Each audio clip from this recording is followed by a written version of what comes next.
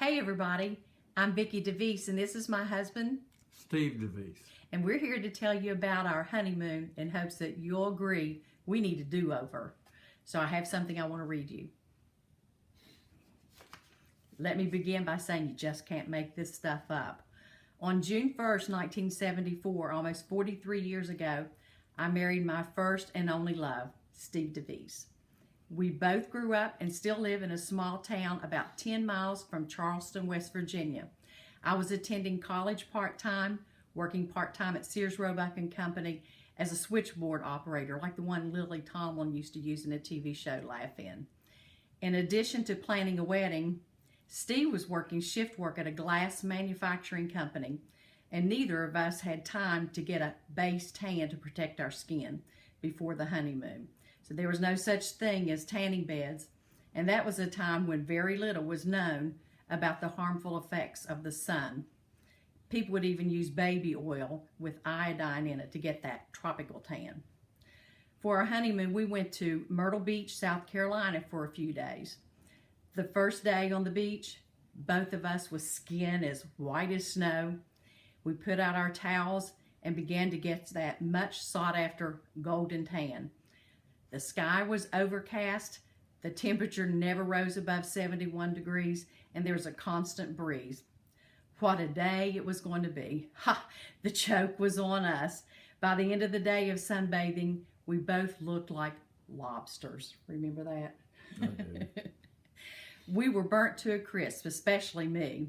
The pain of it all began as soon as I stepped into the shower. It was terribly painful for anything to even touch my skin. The bed sheets even hurt. Needless to say, my husband and I slept in separate beds, not to be touched. He didn't leave my side for 2 days except to go down the hallway to get some ice. What a great guy I'd just married.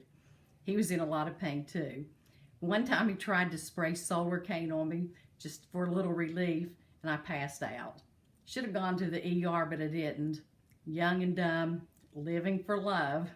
Well, on our journey back home to the mountains of West Virginia, it took 10 hours. I was the co-pilot and did my part to navigate us back home by reading the map, holding it very strategically, as the part of my body that was burned the worst was the inside of both my arms.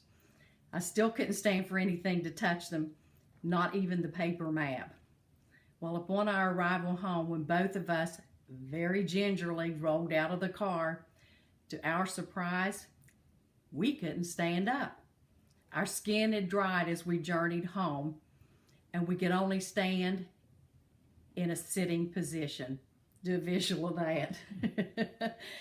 And our neighbor witnessed us getting from our car, and she had a good laugh, and she couldn't resist asking what had happened to us on our honeymoon.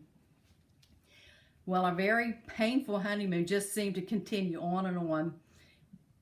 We couldn't even go home as we were waiting carpet to be installed in our bedroom in our love shack. Get this, we had to spend the night at my in-laws' house. Just not what we had expected of life as newlyweds. Again, we slept in separate beds. This time, twin beds. My mother-in-law was kind of a take charge, no frills kind of person, and she was trying to be helpful. She put Noxzema on the inside of my arms and applied toilet tissue as a barrier just to keep it from getting on the bed linens. So I was walking around with toilet tissue hanging from both of my arms. Bet that was a lovely sight. You remember that one too? I do. I was walking around with toilet tissue hanging from both of my arms. Couldn't sleep at all that night. The radio on the nightstand must have been on a news-only station, and it reported of murders all over the city all night long. What had happened to our little hometown while we were gone? We were only gone a few days. Internet and social media were unheard of at that time.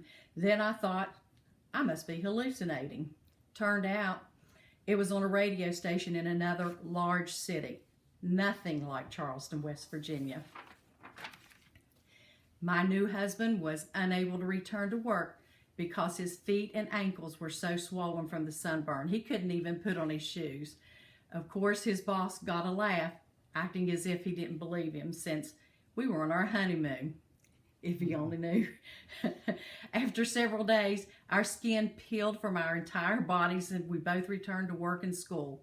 Since that time, we have raised 2 wonderful children and now have 4 beautiful grandchildren. Although our honeymoon did not turn out the way we had planned, and we began life's journey by creating some very funny memories, we think we deserve a do-over. We would appreciate it very much if you would enter our memories into your honeymoon do-over contest. The trip to Tahiti would be beyond anything we could ever dream or imagine. Oh, and by the way, that take charge, no frills mother-in-law I mentioned previously once said to me, "Vicki, there's nothing wrong with dreaming. If you don't dream, you'll never have one come true." And I've always remembered that. We appreciate your consideration. Thank you. Thank you.